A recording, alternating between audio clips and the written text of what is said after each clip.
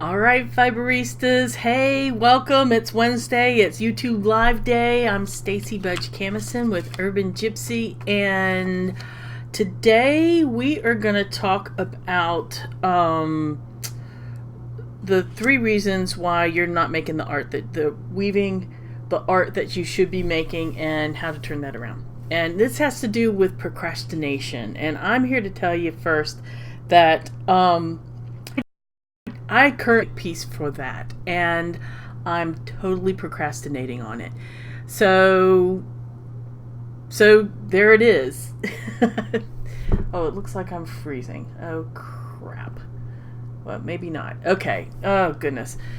Again with the internet. All right. So hopefully this is going to work. Okay. So, like I said, I'm currently procrastinating on a project, and I'm going to talk about the 3 reasons why I might be procrastinating on a project, and why you might be procrastinating on projects. Um, so so let's just start out. Okay, so usually I find that the 3 reasons why you might be procrastinating on a project is A, it's time to abandon it. You're not resonating with your project, and it's not what you should be making. B, you're overwhelmed. That's a big one. We're going to talk about that. And 3, there's something you're not sure about. It's resonating with you somewhat, but there's something you're not sure about. So those are usually the 3 reasons why I find that you're not that sure about. I know a lot of people say, oh, especially if you sell stuff, people say, well, somebody will buy it. And I'm going to debunk that right here, because if you're making something that you're not terribly sure about, but you think that somebody will buy it, you're producing art that's not consistent with your brand. You need to make art that you're going to just stand behind and love. And if it's something that you're not loving, repurpose the yarn, repurpose the whatever you have going on with it, and start with something else. It's okay to abandon that. And I tell you, I have unraveled many a projects, and repurposed the yarn. Or, if the yarn's the thing that you're not loving, then either over dye it or give the yarn to somebody who's gonna love it. So anyway, and that you just kind of have to follow your heart. Like I said, if you look at it and you're just not excited to work on it, you're not loving the way it's coming out, and it's not necessarily something that you could go back and fix, then abandon it. Just, you have my permission to give up the ship and move on to something else. Like I said, life's too short to spend time on art you're not going to resonate with. All right. The second thing is overwhelm. And this is part of what I'm procrastinating on that art project that I need to get done for that show. It's overwhelm. And overwhelm to me is like the project is really huge, or that there's just a lot to take in. Maybe I haven't figured out all the details yet, or I need to go get the supplies and I'm not sure what I'm going to do. Overwhelm.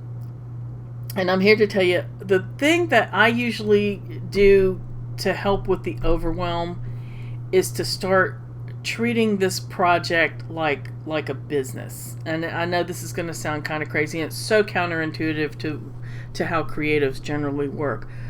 But I used to work on book projects, and those projects were really gigantic when I was a graphic designer. I used to design books. And those projects would last about 6 months.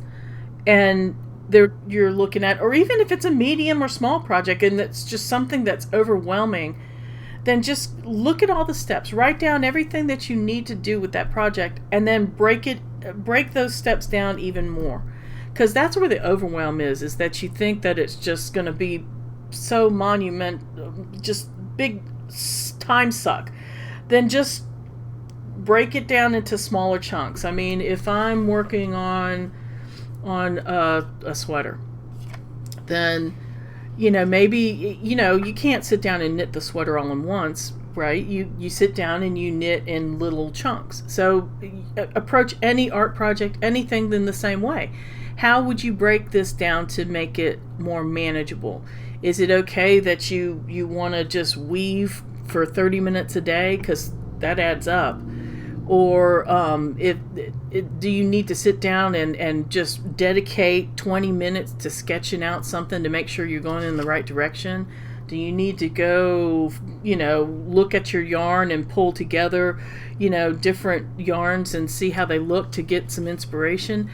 I mean, just break it down into small chunks and don't pay attention to the big thing. And if you have a deadline, like I have this deadline, then what I'm going to do is look at the big project and back it up. I mean, you start with when your stuff is due, and then schedule your steps in, backdate, from when it's due, and just kind of reverse engineer how you're going to get that done.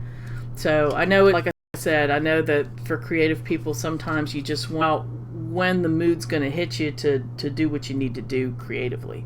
So I hope that makes sense. All right, then the third one, if you're not sure, and that's sorry, I have an itchy nose. If you're not sure if it resonates, a lot of times then that's kind of an analysis paralysis type of thing, and I get it. I go through that too. And I know you guys have heard me say this before. The biggest thing that I can do to get rid of that analysis paralysis is to sit down with my art journal.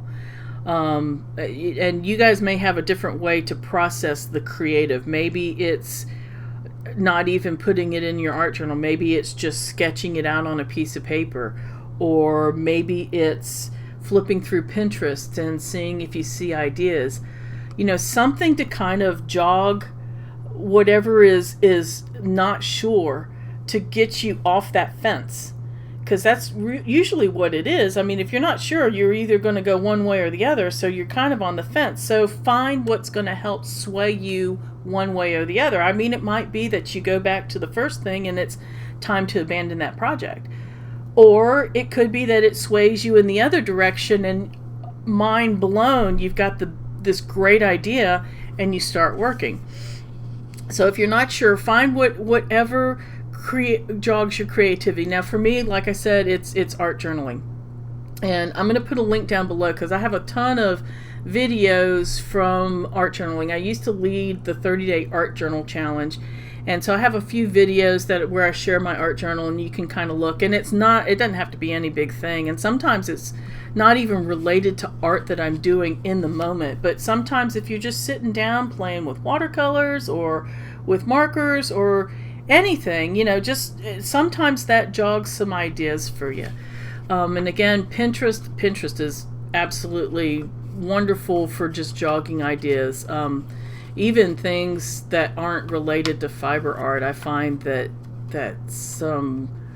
some other stuff, especially for me, I love looking at pictures of ceramics because I do ceramics. I also like looking at pictures of semi-precious stones. For some reason, those spark wonderful ideas. And fashion, straight up fashion will kind of spark ideas. I mean, it's all kind of textile-y related. But that usually kind of gets me kind of in the mood and jogs that creative space to kind of get me off the fence on whatever project. So anyway, that's what I would do. And again, I'll put a link to my art journal links, as well as I'll put a link to my Pinterest, because I collect a ton of pins. I have one in particular called my art inspiration board, and it has some interesting stuff that are not necessarily textile related, but it has some wonderful ideas that'll jog some that have like really opened up some creative ideas, be it for colors or be it for shapes, or maybe I see some form of art that I think, gosh, I think I could translate that into something fiber arty with weaving and even some embellishments. So that's what I got. So that's so if you find that you're procrastinating, just take a look and sit down. And even if you're not sure if it's one of those three things, then just sit down and journal. I mean, being not sure is definitely an answer, but you can swing it either way from one to the other. And Epiphany London. So, and I'm going to open it up. Does anybody have any questions for me? I'm not seeing any questions, just a couple of highs. So, and I'll give it a minute. And that's it. Oh, you know what I procrastinated on a lot? Is I don't, if you watch on my Facebook, I've been doing some live casts a few times a week. And I had a bunch of, I mean, we're talking 20 spindles of yarn that needed to be taken off the spindles, and I needed to skein them up, and I procrastinated the heck out of that. And now the main reason why I procrastinated it is because I had to break out the skein winder, set it up, and put, and then I'm thinking, oh, my arm's gonna get so tired, so, but that didn't happen. Once I got it set up, it really didn't take that long, and so now I've got 20 new skeins of hand spun yarn. My nerves. All right, let's see what else. I am overwhelmed with the possibilities. I want to do too much. Very hard to focus on one thing. Zan, I am the same way. Yeah, and I find that if it's the overwhelm of too many projects to do, and I think I've talked about this in another video, but I'll break out. I use Asana, ASANA, and I'll put a link in the show notes. Asana is literally a project management software that, I used to use it for business. I do use it for business, but I also have all of my art projects in Asana. So, that way, if I sketch out stuff in my art journal, then take the ones from my art journal into my project management, then that way it's in there, and it's in the kitty, it's in my queue, and then I can turn around and schedule, and there I can do that thing, where if there's the overwhelm of the project being too big, then you can turn around and break up the steps for that project and then literally schedule them. So, like I said, I know it's counterintuitive to use this business software to manage your art projects, but it works. It helps you get stuff done. So, Asana, I'm going to put a link in the show notes. Okay, and I'm sorry that this froze again. My Spectrum's answer is trial and error to see which channel works best. So we'll be calling them as soon as this is over with. All right. So, hey, TJ, I'm glad you could join us. And that's it, unless I have any other questions or any other comments that you guys want to share. Any other ahas that you guys have when you hit the wall with some projects that you just... my mom has a saying, too. She used to tell me that a lot of times when you're putting off doing something, that it's really the inertia. That once you get past the inertia of getting started on your project, that usually then that's the easy part after you get over the inertia. So sometimes it's just a matter of just doing it. So I'll trick myself and say, okay, just do this for 5 minutes.